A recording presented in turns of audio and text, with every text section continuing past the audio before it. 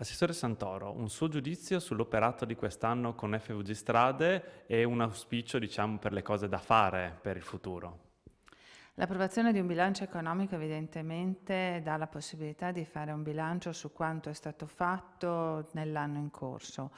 Un ringraziamento al Presidente Paviotti, al suo Direttore Generale e a tutto lo staff di FVG Strade perché in quest'anno sono stati riavviati importanti cantieri, ne sono stati accelerati degli altri, è stata instaurata un'ottima e proficua collaborazione tecnica con Autovie e quindi tutta una serie di attività che auspico che il prossimo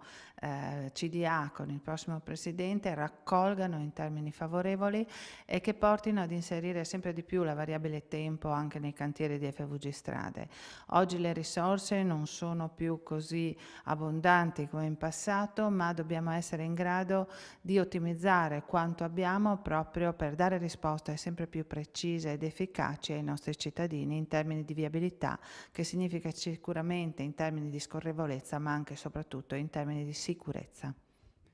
Presidente Paviotti, si è tenuta oggi l'Assemblea di Friuli Venezia Giulia Strade. Qual è il suo bilancio di quest'anno di lavoro assieme alla Regione? Allora, diciamo che Friuli Venezia Giulia Strade è sicuramente una realtà complessa che è chiamata a compiti rilevanti e che dovrebbe il prima possibile riuscire a rispondere perfettamente alle richieste regionali, sia per quel che riguarda la perfetta manutenzione delle strade, sia per quel che riguarda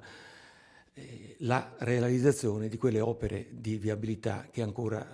devono essere fatte e che ancora stiamo aspettando. Il compito è stato impegnativo. Io sono stato, come dire, molto onorato che la Regione abbia pensato a me un anno fa per affidarmelo,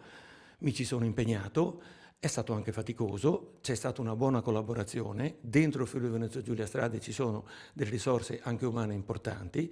con la Regione abbiamo avuto un rapporto molto fruttuoso e fertile, nel senso che costantemente ho ricevuto delle sollecitazioni, per cui direi che il bilancio può essere positivo perché abbiamo migliorato delle cose, altre sono da migliorare e sono assolutamente convinto che chi prenderà il mio posto si impegnerà e avrà la forza per portare avanti e per rispondere il più possibile alle esigenze, giusto appunto, della comunità regionale e della Regione.